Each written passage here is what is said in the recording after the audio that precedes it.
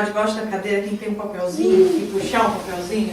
É que tem cadeira que não. Olha só que coincidência tem. A cadeira Do fundo é Tem uma aqui. tem uma aqui, pode pegar. E aí quem pegou, se não se importar de vir aqui na frente, a pessoa vem rapidinho, né? Bem rapidinho. Não, sim. Pô, Dedê, não sabia disso. Olha, fala tudo, né? Você vem rapidinho. Ai, que bom. Então foi excluído. Vamos preparar a cola. Certo? Agora eu vou precisar da ajuda de vocês, que sobraram, e de todo mundo que está aqui, para ver se a gente está afiado. Essas são as principais palavras da nossa missão. Então vamos ver se a gente consegue colocar elas em ordem? Será que a gente consegue? Não sei se eles vão conseguir Vamos ver. enxergar Então, demais. Divulgar é a primeira. Educar, doutrina espírita kardecista, divulgar amor e caridade. Divulgar é a primeira. É isso aí, bora. Primeira, legal. Próximo, fazer a doutrina espírita. Isso aí, doutrina espírita. Agora. Cadê? E agora? Educar. Amor. Amor. Não, você é amor. Eu sou a caridade. Legal. Então, Certo não? É isso aí. tá certo? Tá certo? tenho certeza. Então tá bom, obrigada, gente. Vamos lá.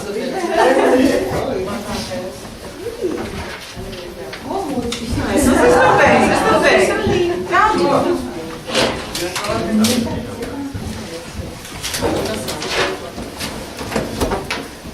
Então tá, então vamos lá.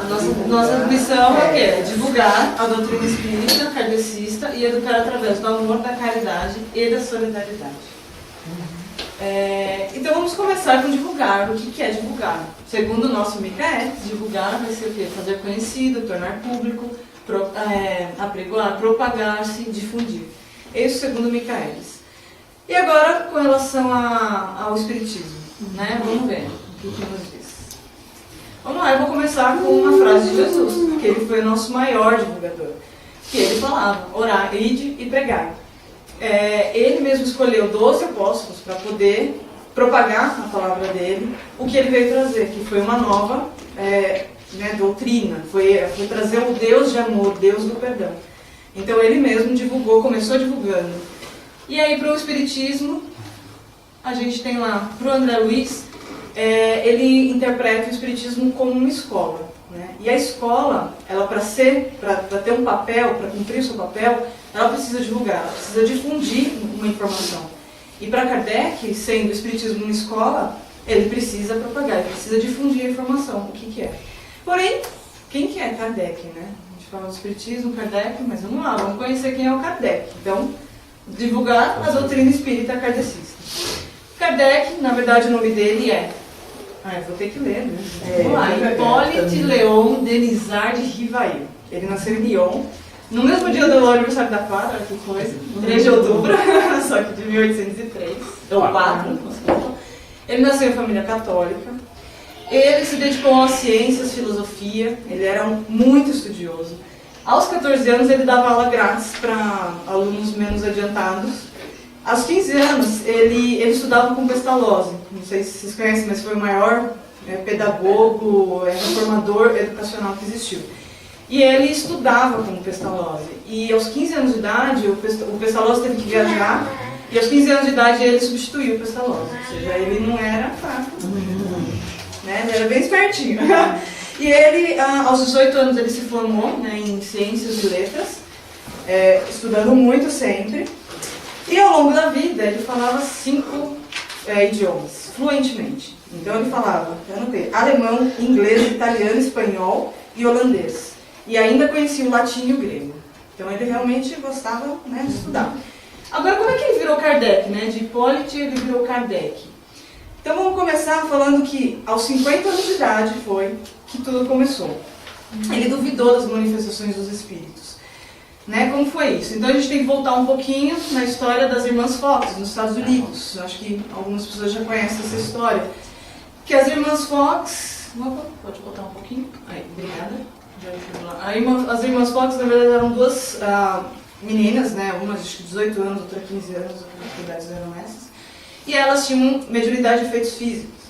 E qualquer casa que elas morassem, elas ouviam pancadas, era muito forte os barulhos, as pancadas que eles tinham na casa, e não conseguiam dormir, era uma coisa bem forte, assim. Até o momento que teve um dia que eles não conseguiam dormir, e elas começaram a se comunicar com essas pancadas. Elas falaram, vamos fazer pergunta para esse pessoal aí. E elas começaram a perguntar, olha, você é do demônio? Porque na época eles eram protestantes, então, você é do demônio? Dá uma pancada se sim, duas se não. E aí, davam uma ou duas pancadas. E nisso eles começaram a se comunicar com essas pancadas, essa família. Até que eles descobriram que na casa onde eles estavam, essa história ficou famosa na cidade deles, e aí foi se espalhando a história das pancadas, de conversar através de pancada, né? Então essa história foi que era um vendedor, esse espírito, ele era um vendedor, que tinha se hospedado naquela casa, que um casal hospedou ele estava de passagem, e o casal hospedou ele naquela casa. Só que esse casal, acho que não era muito certo, roubou esse vendedor e ainda matou e enterrou no porão. E aí, esse espírito, acho que estava revoltado e tudo mais, queria se comunicar. Essa história se espalhou pela cidadezinha, tudo. E a questão da comunicação por pancada se espalhou absurdamente. Sim, foi para a Europa e começaram os grupos para estudar esse tipo de fenômeno, né, o magnetismo. Então eles formavam grupos que tinham professores, cientistas, tudo que era estudioso, curioso, que queria ver o que está acontecendo, e eles chamaram de mesas girantes. Então eles perguntavam e as mesas, ou banquinhos, né, que tinham 3 perninhas assim, respondiam. Aí através de um amigo que chamou Kardec, falou, vamos conhecer, vamos ver o que está acontecendo. Aí ele falou, isso é muito estranho, a mesa, fala, mas a mesa não tem, né, não tem como. Ele era um estudioso, né, cientista, ele falou, não é possível. E ele falou, tá bom, mas todo mundo chamava ele de positivista, né, justamente porque ele assim, não negava e falava, ladainha e tudo mais, não. Ele falou, vamos ver o que está acontecendo. Bom, vamos lá para ver. Aí ele foi lá e começou a averiguar o que estava acontecendo. Começou a se questionar e começou a se aprofundar naquilo. E isso que foi interessante, porque até ele perguntava, mas quem são vocês? E assim por diante, descobriu que eram espíritos, eram pessoas que tinham vivido e que tinham voltado para se comunicar. Ele se fascinou, né, com essas experiências, e até que ele recebeu 2 grandes comunicações, através de médiuns. Eu não lembro exatamente, acho que era uma menina que passou eram 2 médiuns que passou essa informação para ele. Que uma delas é que em uma outra encarnação ele foi um sacerdote druida, né, e foi muito famoso e tudo, e que se chamava Allan Kardec, aí que veio o pseudônimo. E a outra comunicação falando que ele tinha uma missão, e essa missão era justamente passar para as pessoas essa doutrina, essa nova doutrina, publicando os livros. Então foi aí que ele começou a trabalhar em cima disso. Em 1857, ele publicou o primeiro livro da codificação, que foi o Livro dos Espíritos, que era perguntas e respostas para esses espíritos. E aí ele usou o pseudônimo de Allan Kardec, porque ele já tinha publicado muitos livros, já tinha 50 anos. E ele era muito conhecido, né, no ramo dele. Ele falou, eu não quero que as pessoas comprem meus livros pela pessoa, mas sim pelo conteúdo. Então ele falou, vou usar o pseudônimo. Então ele começou a usar. E aí, 3 anos depois que ele começou a ir nesses eventos, né, nas mesas girantes, ele publicou o primeiro livro, que foi o Livro dos Espíritos. 4 anos depois, ele fez o Livro dos Médiuns.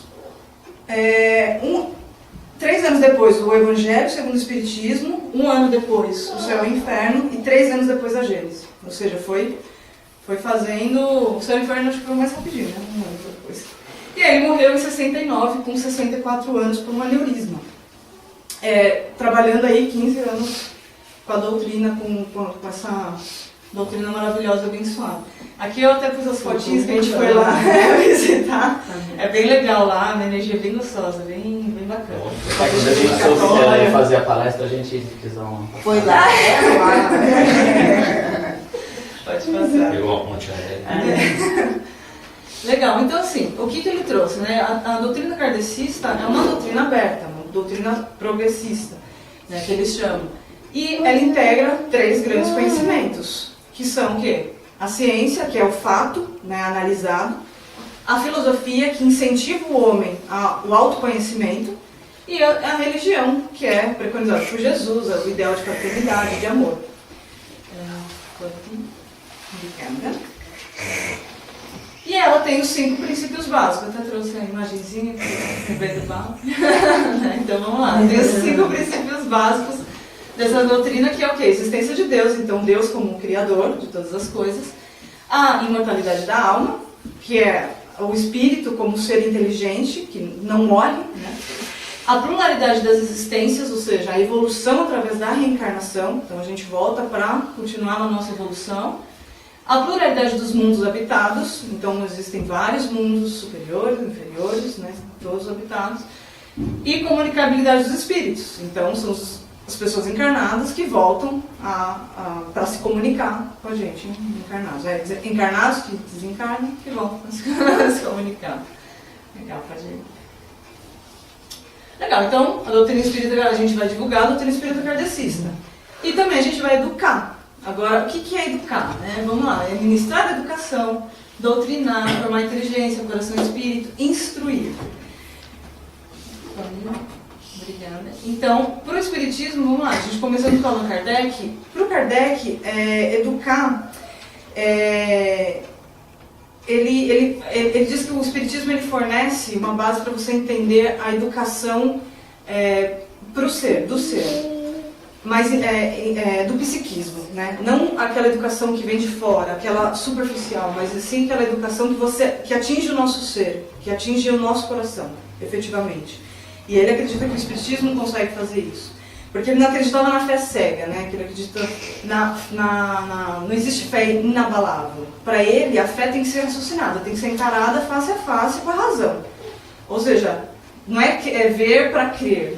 Para ele era compreender para crer. Foi o que ele fez com as mesas girantes. Então ele não negou, né? A mesa que está falando, não. Ele foi lá e falou, então vamos compreender. Ele compreendeu e aí sim ele acreditou. Então ele se educou através daquilo que realmente ele compreendia o que estava acontecendo. Era uma fé raciocinada. E aí de que forma que a gente vai divulgar e educar o kardecismo? Através de uma delas, através do amor. Então o amor, segundo Michaelis, a gente tem lá o sentimento que impele as pessoas a figurar o belo, o digno, o grandioso, a afeição, a grande amizade, ligação espiritual, benevolência, carinho, simpatia. Pode ir. E o amor, e para o espiritismo, na verdade o amor, Jesus foi o grande amor-ação, né? Como diz lá, era o amor-ação. Que ele foi a própria pessoa que trouxe o que é o amor. Ele soube colocar o amor na prática. Ele realmente amou a humanidade,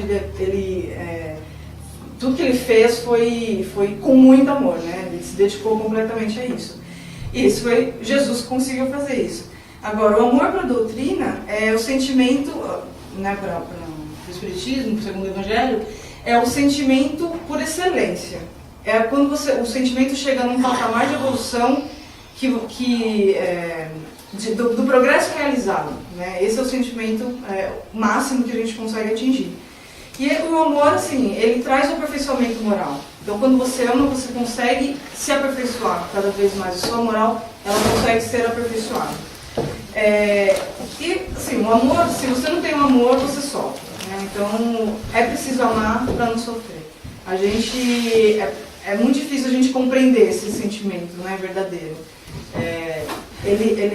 A gente geralmente exige amor mais do que a gente dá. Então, a gente tem que tentar entender que o amor ele tem que começar de nós, né? Tem que começar com a gente, amando a nós mesmos, sem exigir de ninguém esse amor. Porque a gente precisa entender os nossos sentimentos, né? Compreender o que a gente precisa para depois poder amar o próximo. Se a gente não se ama primeiro, fica difícil, né? E a gente tem que tentar, o máximo, começar, né? O importante é começar a amar. começando com a gente. Eu acho que é sempre mais difícil. Pode ir. E o amor... desculpa. Não. Ah, não.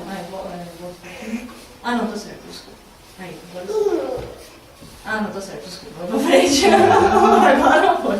Legal. E aí a gente tem o amor e a gente tem a caridade, né? Então vai divulgar e educar através do amor e da caridade. E a caridade, segundo Michaelis, amor a Deus, amor de Deus e do próximo, benevolência, bondade, bom coração, compaixão, beneficência. E se alguém quiser tentar um bolo caridade, tá lá no Michaelis. Bolo de farinha de trigo, manteiga, açúcar e ovos. Eu entendia como pão de ló, mas é caridade. Pode fazer.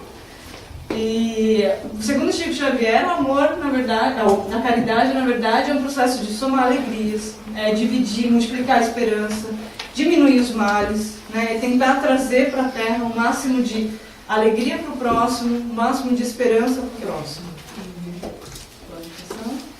A Madre Teresa, ela tem uma frase que é muito legal, que ela comenta que assim, nunca se preocupe com números, ajude uma pessoa de cada vez e sempre comece pela mais próxima de você. Isso é interessante porque isso me trouxe uma analogia interessante igual ao exercício físico, né? Então, quando você está sedentário, é super difícil, né? Eu vou caminhar amanhã, eu preciso caminhar, é muito complicado. Só que, uma vez que você começa, você vai lá e aí aquele sentimento toma conta de você e você não consegue mais parar de fazer. Então, eu mais ou menos considero como se fosse isso, né? Você tem que começar e começar pequeno. Então, começar com um de cada vez, né? Então, começa andando lá em volta da sua casa, começa andando no bairro e assim você vai prolongando. Eu acho que é a forma mais fácil de você conseguir colocar em prática, efetivamente, algumas situações que é muito difícil para a gente começar. Pode passar. E aí eu trouxe para falar sobre o São Paulo. Acho que todo mundo conhece, que até o Renato Russo fez uma música, né? Ele só mudou a palavrinha, acho que só complementou. Mas é muito bonito essa carta que ele faz, porque ela é interessante. Que ele fala, se eu falar a língua dos homens e dos anjos e não tiver caridade, sou como o metal que soa, ou como o sino que tine. E se eu tiver o dom da profecia e conhecer todos os mistérios e quanto se pode saber, e se tiver toda a fé, até o ponto de transportar montanhas e não tiver caridade, não sou nada. Então só o ato de dar alguma coisa, ok, vale, mas não basta só isso, né? Então você tem que ter muito mais do que isso. Então o que ele fala que é caridade? A caridade, pode pensar nisso, a benevolência, indulgência e perdão. Né? Então o que é a benevolência? É a disposição para praticar o bem. A indulgência é a disposição para perdoar as falhas alheias. E o perdão é o ato em si, do perdão. Então, a caridade não é só dar alguma coisa, né? Na verdade, é a união dessas três colocações, que é a disposição para praticar o bem, é a indulgência, ou seja, você ter a disposição de perdoar as falhas alheias, você não se importar, e o perdão é o ato mesmo de desculpar. Esses são os três principais pontos da caridade, que a gente precisa executar. E solidariedade, né? Então a gente tem aí, isso é muito interessante, porque a solidariedade, eu lembro dos Três Mosqueteiros, porque os Três Mosqueteiros falam, todos, né? Um por todos e todos por um. É isso, é a solidariedade. Então é a mutualidade de interesses e deveres. Por quê? Porque a solidariedade ela é uma evolução pro ser. O homem só consegue viver, se progredir se ele estiver na sociedade. Ele não consegue progredir sozinho. Ele não consegue progredir sozinho. Ele é um ser que ele não tem todas as faculdades possíveis para a evolução sozinho. Ele precisa das outras pessoas. E no Evangelho e no Livro dos Espíritos, eles comentam que a gente é como se fosse um grãozinho de areia. Que é bem pequenininho, né? Porém, a montanha é feita de grão de areia. Ou seja, juntos a gente consegue ser muito maior. Então ele comenta que a solidariedade é o homem conseguir não viver só para si. É ele poder viver mobilizando recursos em favor do próximo, né? O tempo todo entendendo o seu papel para a sociedade, o que eu posso contribuir com o próximo, com a sociedade em que eu vivo. E o Chico ele resume bem os dois pontos da caridade e da solidariedade, né? Ele posiciona isso muito bem. Ele coloca que a caridade ela é um mecanismo que inclusive interfere na lei de causa e efeito. E isso é muito forte, porque interferir na lei de causa e efeito pode nos propiciar, como se fosse, a gente tem, né, alguns resgates aí, algumas coisas que às vezes a gente tem que passar, e a lei de causa e efeito, ou seja, para nos beneficiar, fazendo a caridade, cumprindo isso, a gente pode até diminuir um pouco essa carga, né, mais para frente. Então, isso é muito forte. E a solidariedade, ele comenta que um simples gesto vale por muitas preces. Isso também, o quanto forte é um ato de solidariedade, né, que é o bem para o próximo, para o todo, para uma sociedade. Então a gente tem que tentar amar, né, a gente tem que tentar exercer essa caridade moral, tentar ao máximo amar para não sofrer. E aí eu trouxe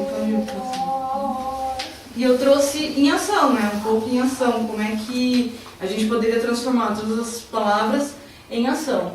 Então, coisas que a gente inclusive já faz, que estudo da doutrina, então a gente estuda já os livros, né, dos dois livros a gente já está estudando. A gente tem as palestras, que a gente já faz, mas legal, as palestras é uma forma de divulgação da palavra, tanto de Jesus quanto de Allan Kardec. A gente pode ter um atendimento fraterno para as pessoas necessitadas, ou seja, as pessoas que vêm em busca de ajuda, de auxílio, a gente tem essa condição de poder auxiliar os encarnados, inclusive com passe e água purificada, que é aliviando esses problemas das pessoas. Reuniões mediúnicas, que é fazendo a caridade e solidariedade também para os encarnados, que são muitos. E a evangelização infantil, propagar o espiritismo, né, levar para frente, tentar fazer isso desde o começo para o negócio crescer bem, as pessoas poderem divulgar cada vez mais. E ações de caridade, que é através do nosso tempo, né, do nosso conhecimento, passar adiante. Tanto a caridade material também, você poder dar alguma coisa, tanto de material, mas acho que até o tempo, a disposição ainda é mais útil, assim, né, dependendo dos casos. Então essas são algumas ações que a gente pode tomar, mas eu acredito que para fazer a caridade, o amor, o céu é o limite, né? A gente são algumas coisas que a gente pode fazer, mas que eu acho que é possível fazer muito mais. E eu acredito que a nossa missão está muito completa, né? Ela tá bem completa, assim, no sentido de que divulgar e educar através dos principais sentimentos, dos principais pontos importantes, né? O amor, que é o grande elo, né, da sociedade, a caridade e a solidariedade. Então, a gente tentar se posicionar, acreditar que é possível e dar o primeiro passo. Eu acho que se a gente conseguir juntar nossas forças, nossa vontade, a gente consegue ir adiante. Você quer fazer algumas perguntas, ou o pessoal fazer perguntas? Quando terminar, a gente toca aí. Mas é interessante, dá para entender melhor. Pode, por favor. Alguém? Algum comentário? Alguma sugestão? Está vendo aqui? Não? Ninguém tem pergunta? Todo mundo entendeu a palestra. Entendeu? Obrigada. Obrigada. Para mim, assim, às vezes fica confuso caridade e solidariedade. A caridade, eu acredito que seja o homem em si, o homem com ele mesmo. Ação. Exatamente, é ele, tanto é que, deixa eu até pegar aqui, que ele fala que o São Paulo que diz isso, que a caridade ela está acima da própria fé, ele acredita. Porque ela não precisa de mais nada, não precisa ter religião, a pessoa não precisa ter nada. Para a caridade, ela simplesmente tem que ter a vontade, é ela com ela mesma. Agora, a solidariedade, ela é um ato, como é que eu posso dizer? É o grupo, né? Digamos assim, é você com a sociedade. É o ato de você pensar em você, ajudando ao próximo, e o próximo também ajudando você. Então, é como, né, o próximo, os 3 mosqueteiros lá, então um por todos e todos por um. Então, é você imaginar, você mobilizar os recursos para uma sociedade, para o bem que você pode fazer no coletivo. Você como não um homem sozinho no mundo, mas você como um homem inserido junto com outras pessoas. Né? Então, não é só você no seu interior. como ajudando um a um, mas você inserido num ambiente. Então, a solidariedade como você na sociedade. Não sei se tá falando. Então, seria, por exemplo, como o nosso grupo, o SIM, como ele atuaria com caridade. Então, por exemplo, se eu venho ao centro, se eu estudo, se eu contribuo, eu estou sendo caridoso. E se eu, como participante, como membro do SIM, tenho ações que vão ajudar pessoas que estão necessitando de alimento, ou que estão necessitando de roupas, ou que estão necessitando de uma palavra, de uma visita, de algo para sair de uma situação difícil, o grupo sim está sendo solidário. Exato. Seria isso? Exato. Ok. Assim, se alguém tem até para complementar, eu estou tentando entrar na lição, mas com o grupo, né? Porque a caridade ela é aquela questão da disposição de ajudar, então é a pessoa mesmo com aquele sentimento de querer ajudar. Sou eu. Exato, é a sua vontade. Indulgência, então é a sua vontade de poder perdoar. Então até mesmo no grupo, pessoas que às vezes você não sente bem, ou não só no grupo, mas na sua casa, na sua família, então aqui que você não sente bem, então aquela disposição de você poder perdoar, de esquecer as falhas alheias. E o terceiro ponto é você perdoar. Então se alguém cometeu um ato com você perdoar. Então é sempre você com alguma ação. Perdoar não significa esquecer. Assim, Porque tem uma parte, não sei onde eu li que, acho que eu li um livro de Chico Xavier, André Luiz, ele fala que perdoar não é esquecer. Porque você não consegue esquecer, porque até o aprendizado, a memória faz parte do seu aprendizado. Aquilo que te fizeram de ruim é importante para você aprender alguma coisa. Você não deve esquecer, mas você deve transformar aquela memória que te traz um sentimento ruim, um sentimento que de certa forma te machuca e tende a gerar em você uma energia ruim, transformar isso numa coisa que quando você compreende, você não sente a necessidade de evitar e que você compreende que aquela pessoa talvez fez aquilo por ignorância ou porque aquela pessoa está num outro estágio de evolução e que você não precisa fazer algo para prejudicá-la, talvez você tenha que fazer algo até para ajudá-la. Porque se ela fez algum mal, ela está agindo de forma errada. Então talvez você, fazendo caridade, você possa ajudar alguém que te fez mal a não fazer mais. Não só para você, mas para ninguém. Isso é caridade também. Isso é aquele perdão onde você sempre fala assim, né? Porque tem uns perdão assim, né? Não, eu perdoei ele, mas eu prefiro nem olhar mais na cara dele. Tomara que eu nunca mais encontre. Será que perdoou mesmo? Né? Agora aquele que fala assim, não, ele agiu errado comigo, mas é porque talvez ele ainda não está preparado para agir da forma certa. Então, eu vou lá, vou conversar com ele, vou falar que está tudo bem, que eu perdoei. E se eu puder, se eu tiver alguma abertura, eu vou dar alguns toques e tal, para de repente essa pessoa se melhorar. Isso também é da caridade. É deixar o seu orgulho de lado para ajudar alguém que te fez mal. Que é a famosa frase de Cristo de dizer, se alguém te bater na face esquerda, dá a face direita, que nós discutimos isso já no ano passado, né?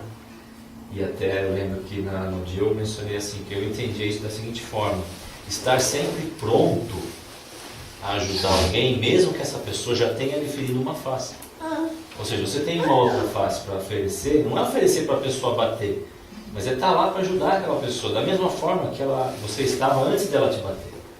Então é você dar uma segunda chance para alguém. Né? E muita gente fala assim, não dá, eu não consigo entender isso de dar a face direita. Né? A pessoa já me bateu, eu vou dar outra face, eu sou masoquista agora. Não é isso. Né? É simplesmente saber perdoar. Uma definição que eu ouvi também já, não lembro onde, mas que foi muito interessante sobre dar outra face, falava sobre dar outra face com outro sentido. Quando a pessoa te faz algum mal, ela demonstrou a face da maldade, do egoísmo, da falta de compreensão. E você dar a outra face, você vai dar a face do perdão, da bondade, você vai demonstrar a outra face, que não devolver com a mesma moeda. Não com egoísmo, com vingança, mas com a face da bondade, do perdão, da caridade. É engraçado isso, não sei se alguém já passou por isso, mas quando você vai lá, às vezes você chega, vai brigar com alguém, né? Você chega furioso, e a pessoa te trata super... Aí vai te quebrando, né? Vai te quebrando as pernas. Então tá bom, aí você acalma. Então, é que eu associo um pouco isso, né? Então a pessoa vem, né, quer bater aí, você vem com outro ponto, outra... Aí a pessoa já não consegue, né? Lidar com aquele... O Ivo deu uma definição interessante. Vai lá. Solidariedade é um sentimento, a caridade é a ação. É a ação. Você faz caridade quando você tem um sentimento de solidariedade. Exato. Legal, muito bem, Ivo. Eu acho que valeria a pena a gente lembrar um pouquinho da palavra educar. Educar para mim, bom, eu era professora. Então, educar para mim é formar atitudes em alguém. Então, à medida que a gente vai usar todas essas características, é lógico, a gente tem que brotar as atitudes. Vamos dizer, o orientador, o professor, quem for, o líder, enfim, ele vai tirar daquela pessoa o melhor que ela pode dar. Então, é nesse sentido que a gente tem que viver, né? Não estar espíritas. Nós todos estamos espíritas agora, né? Das 7h30 às 10h30. Mas, na verdade, a gente está implementando uma missão e tudo que a gente estuda e conversa é justamente para sermos espíritas, né? Alastrar todo esse conhecimento que nós temos, É né? legal, é atingir o ser mesmo, né? A gente compreender, deixar ali e aquilo virar uma qualidade de vida, até um estilo de vida. Exatamente, um estilo de vida. Vai incorporar tão bem na gente que a gente não vai nem perceber direito, entendeu? Agora tem um ponto interessante que você falou aí, só para fazer um comentário sobre esse negócio de educar e formar. Tem um cara que eu respeito e admiro muito, que fala o seguinte, que no caso do professor, né? O professor não está lá para formar o seu filho. O seu filho é formado em casa, pelos pais. O professor não está lá para dar para ele moral, ele está lá para dar ensinamento, dar as matérias, instruções. Ele não está lá para formar seu filho. Agora, pensando bem no nosso caso aqui, a gente não está só dando instrução para as crianças. Não. A gente está, de certa forma, dividindo a responsabilidade com os pais de ensinar a moral, de ensinar o que é ser bom, o que é ser justo, o que é ser honesto. Então, assim, nós temos que olhar a evangelização, e não só a evangelização, mas também os nossos trabalhos aqui, como uma coisa, assim, não mais importante do que o professor, não é isso, mas com uma responsabilidade muito grande, né? Porque eu lembro que na reunião administrativa a Andressa comentou o seguinte, teve um dia lá que eu tive que dar uma recuada, porque eu comecei a tratar com as crianças sobre o que eram sentimentos bons e o que não eram sentimentos bons. E aí eu percebi que tem muita criança que não tem esse conceito formado ainda, não sei, ela pode explicar melhor, mas eu entendi isso. E de repente a gente tem que ter cuidado de o que é explicar um egoísmo para uma criança, né, que está se formando ainda. Né? Então, assim, é um trabalho que tem que ser feito muito em parceria com os pais. Porque, e a criança, quem é pai aqui sabe, a criança é egoísta. Porque o egoísmo faz parte da consciência que vai formar a criança. Faz parte da consciência que trouxe a criança, trouxe aquele espírito de uma fase animal, onde o egoísmo era importante para a sobrevivência, para um ser humano. Ou seja, todo mundo tem o egoísmo, né? Só que a gente tem que tomar cuidado de falar essas coisas, como colocar essas coisas, entendeu? Porque senão, vamos supor que a Andressa desse um exemplo. Egoísmo é assim, quando você não quer dividir alguma coisinha com o seu irmão. E tem uma criança lá que faz isso direto. Aí ela vai falar, nossa, eu sou mal. Entendeu? Então, nós temos que ter a nossa responsabilidade na evangelização é muito grande. E seria muito interessante, né, que a gente estivesse muito unido com os pais nisso daí. Porque os pais precisam, de repente, ajudar a gente a lidar com cada criança. Né? Cada criança tem um perfil, tem uma criança que é muito altruísta e tem criança que quer tudo para ela. Então, como a gente vai lidar com isso? Vai falar que é errado? Mas aí eu acho, Rodrigo, que tem uma questão assim, os espíritas, é um número pequeno de espíritas que nasceram espíritas. Nós nascemos num berço católico, ou evangélico, do candomblé, ou da Umbanda. O ateu. Ou ateu, sabe? Principalmente no Brasil, né, que é católico, né? Todo mundo tem que se batizar, todo mundo tem que casar na igreja católica, parará. E aí, com o passar do tempo, você se torna espírita, ou pelo amor ou pela dor, né? E o espiritismo, no critério da religião, ele é prático. Nós não temos dogma, nós não temos que nos ajoelhar, nós não temos que um crucifixo, nós não temos a hóstia, nós não temos nenhum dogma, nós não temos que adorar um santo, sabe? Então, o que é a religião espírita? É ação, é nós praticarmos os ensinamentos do Mestre Jesus. Então, eu acho que a gente tem que estar atento a isso, né?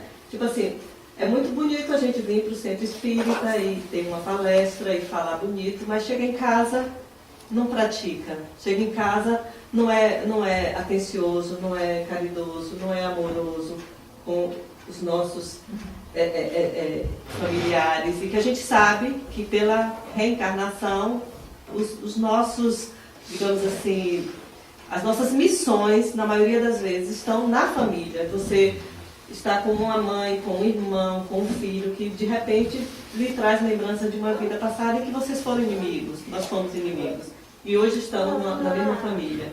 Então eu acho que a gente tem que ficar atento de que a religião espírita, na parte da religião, é prática. A gente não adora nenhum santo, a gente não tem nenhum dogma. É prática, é você estar atento a si, né? Tipo assim, quando eu falo por mim, quando alguma coisa, alguém na minha família me diz uma coisa que me irrita, peraí, mas por que isso está me irritando? Por que eu estou com raiva dele? O que é que isso tem a me falar? Então, eu tenho que me conhecer. Então, a religião espírita é isso, é prática, é você se conhecer, ter responsabilidade com as suas ações, com as suas palavras, né? Então, eu acho que isso aí... Isso é até interessante, porque na palestra uma das coisas que ficaram muito marcadas é isso, que ele fala assim, que a gente tem controle só do que a gente sente, né? Então, não do que a pessoa sente, nada disso. Então, a gente tem que tomar as rédeas pra gente disso. Então, se alguém, por exemplo, te ofendeu, como que você quer lidar com relação a isso, né? Como que você quer sentir? Então, você que consegue controlar. E a gente ia fazer a nossa parte, porque depois cada um vai dar conta de si, a Deus, né? Então, cada um faz a sua parte. Eu quero ficar com raiva, eu quero vingança, como que eu quero me sentir? E aí você controla você mesmo, esse autoconhecimento que vai fazer você puxar isso, né? Porque não é fácil, né? É complicado, a gente te ofende e fala, não, tudo bem, eu quero continuar te amando, assim, não, né? No sentido é complicado. Aí eu acho que a gente tem que ficar atento, porque assim, a Igreja Católica nos mostrou o inferno e o diabo, né? E tem um lado do Espiritismo que mostra o umbral, que pode ser o inferno, ou então os obsessores, que pode ser o diabo. Então a gente tem que, tipo assim, vamos culpar o outro, vamos culpar o obsessor, isso já era. A religião, o novo Espiritismo não está mais querendo. E até o obsessor só fala que você tem culpa, né? Se você é o obsessor, você deixa ele estar com você. Aí Então, é que vem a responsabilidade para para os pais, para os educadores, tipo assim. O que a gente quer passar, né? Qual é a mensagem que a gente quer passar? É responsabilizar o outro, o diabo, o obsessor? Não, eu que sou responsável pelo sentimento que eu estou tendo. eu acho que até mais ou menos o que o Rodrigo quis dizer, porque assim, às vezes é complicado você passar algumas das palavras, porque a gente sabe, por exemplo, que é o orgulho, né? Mas vira e mexe e fala, nossa, agora eu estou muito orgulhosa de você. Opa! Né? E aí eu ensinei que orgulho é mal? Não, pera, tem alguma coisa errada. Então, acho que o tipo de conotação que você dá e o que a criança vai interpretar para frente, isso é o que mais é perigoso. Então, por enquanto, a gente está mais lidando com a coisa boa, né? A gente ainda não está comparando com nada. Então, só o que é o amor, Jesus e Deus, mas é mais essa preocupação, né? Qual é a conotação que a gente vai dar para a criança poder associar aquilo, porque as crianças são muito espertas, né?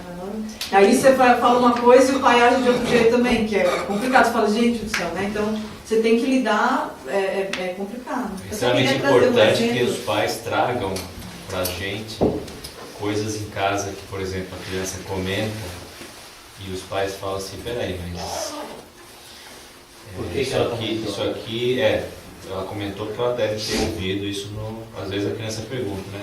Ah, mas não é errado eu fazer tal coisa? Né? E se o pai tem dúvida, tipo assim, não é bem assim que eu quero ensinar, avisa a gente. Fala assim, ó, eu não gosto de falar isso, como aconteceu uma vez, não precisa mencionar o caso, mas aconteceu uma vez, a gente falou alguma coisa e a mãe falou, olha, acho que não é legal falar isso, porque a criança cria uma fantasia que não é verdadeira. Pelo menos ela não vai ver. E aí ela pode ficar frustrada e falar assim, mentiram pra mim. Entendeu? Então pode ter um efeito inverso. Legal, achamos super legal, já implementamos e foi na verdade uma bobagem, mas assim, uma coisa da hora ali, que alguém às vezes comenta alguma coisa para tentar convencer a criança e tal. Mas assim, a gente tem essa mania, né? Às vezes se passar um pouco e falar alguma coisa.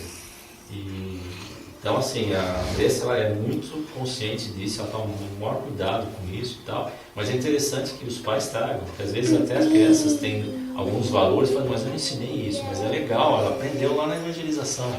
Vim aqui também falar, legal que você fez, a minha filha aprendeu tal coisa, e aqui na evangelização, e eu achei muito bom. Porque agora ela pensa diferente, ela age diferente porque ela aprendeu, ela não só aprendeu, ela absorveu aquele conhecimento. Eu acho que os pais acabam sendo os espiões da evangelizadora em casa e vice-versa, né? Pode falar,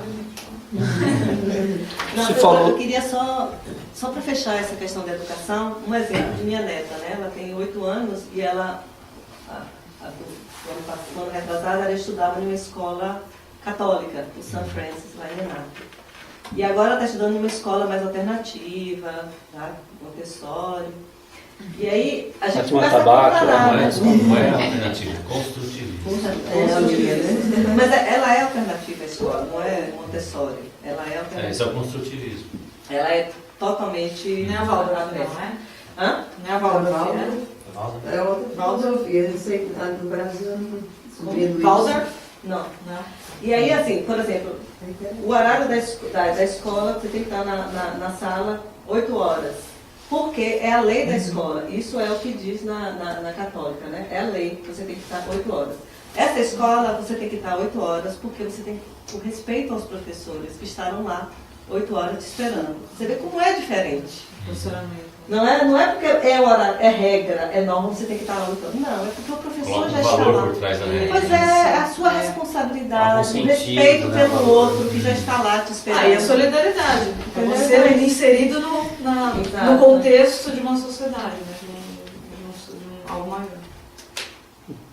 Só lembrando, na minha época eu tinha que estar lá porque o professor estava lá também, né? Esse conceito mudou um pouco, né? Eu estudava escola que não era alternativa. Agora é o professor que tem que estar lá porque o aluno porque o aluno não, mas tudo bem. Isso é um problema muito grave no Brasil, a escola pública no Brasil. Eu sei que meu pai era professor e depois ele foi orientador educacional de escola pública e de escola estadual. E realmente é muito difícil. A escola depende do aluno para sobreviver, da mensalidade.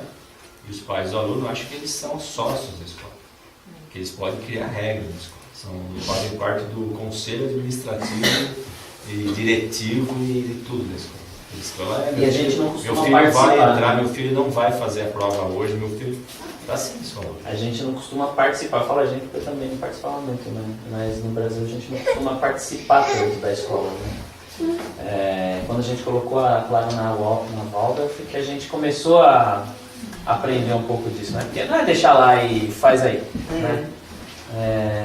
Eu sei que o conceito mudou um pouco, né? Na época, no passado, mudou muito. Os pais iam para a escola, né? Eu acho que conforme nós brasileiros, né?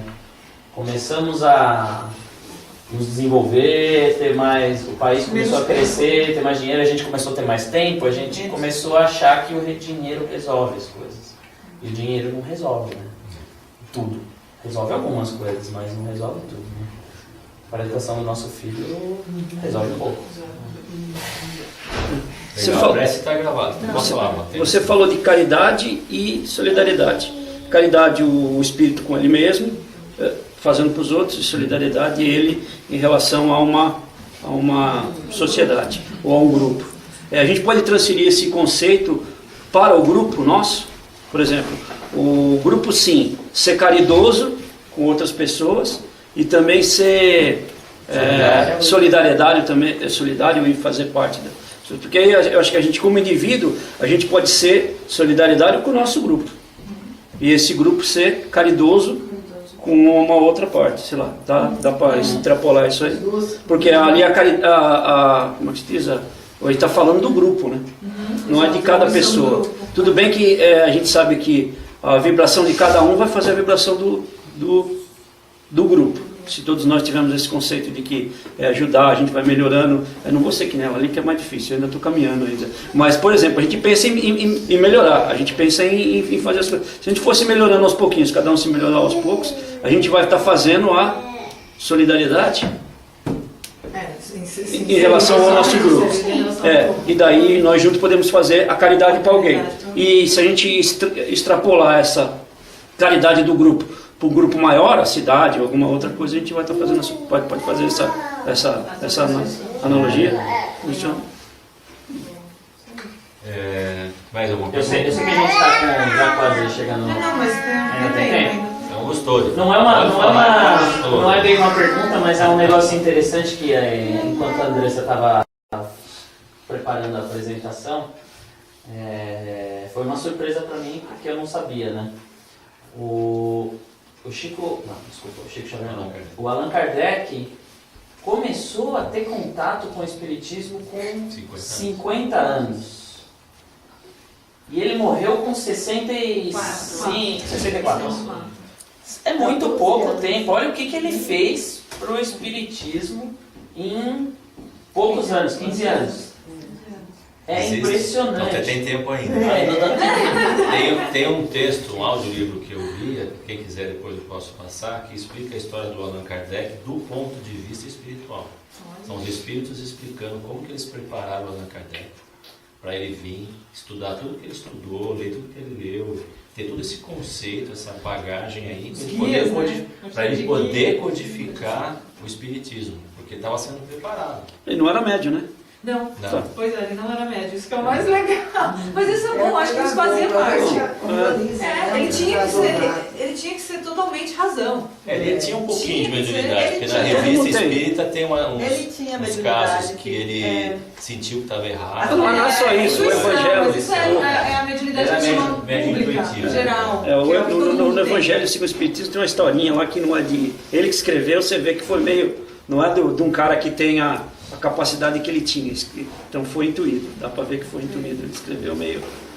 Então, é impressionante, né? E um cientista, né?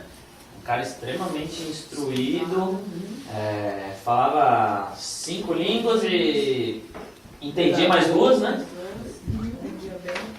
É impressionante. Solidariedade se expressa em diversos momentos durante as atividades do grupo. Exatamente. A gente tem diversas atividades aqui que são exemplos de solidariedade. Né? O próprio fato da gente vir aqui, se ajudar, que a gente fez palestra, o pessoal veio, cada um fez um pouco. Exato.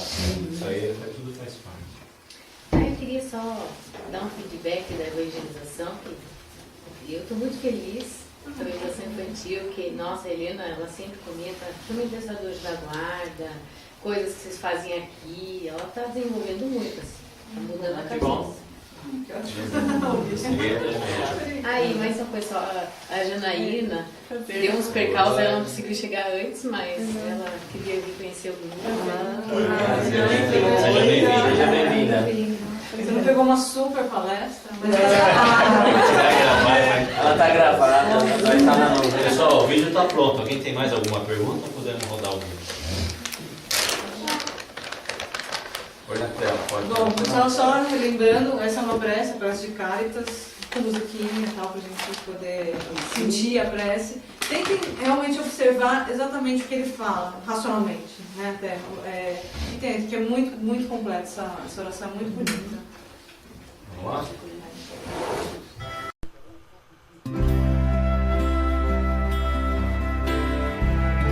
Deus, nosso Pai, que sois todo poder e bondade, Dai força àquele que passa pela provação. Dai luz àquele que procura a verdade. Ponde no coração do homem a compaixão e a caridade. Deus, dai ao viajor a estrela guia, ao aflito a consolação, ao doente o repouso. Pai, dai ao culpado o arrependimento, ao espírito a verdade, à criança o guia, ao órfão o Pai. Senhor, que a vossa bondade se estenda sobre tudo que criastes. Piedade, Senhor, para aqueles que não vos conhecem, esperança para aqueles que sofrem.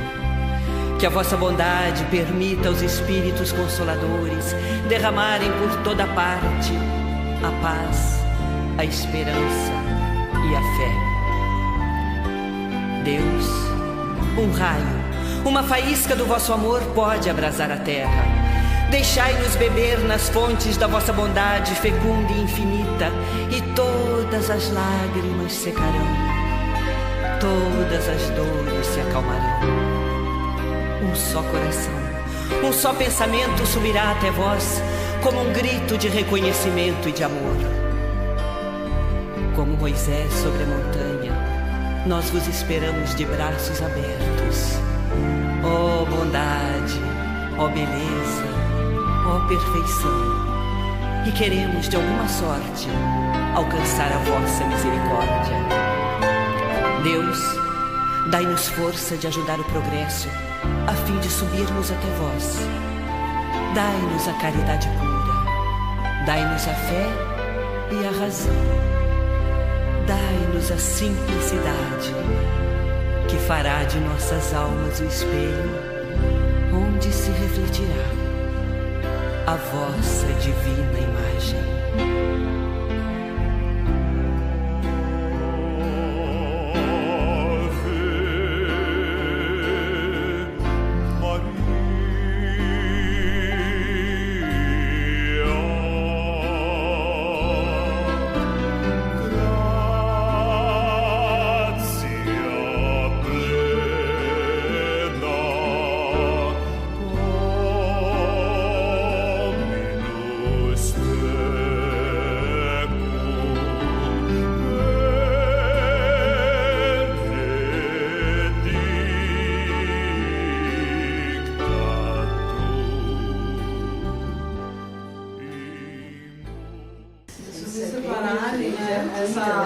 Só, Andressa merece um salto de palmas.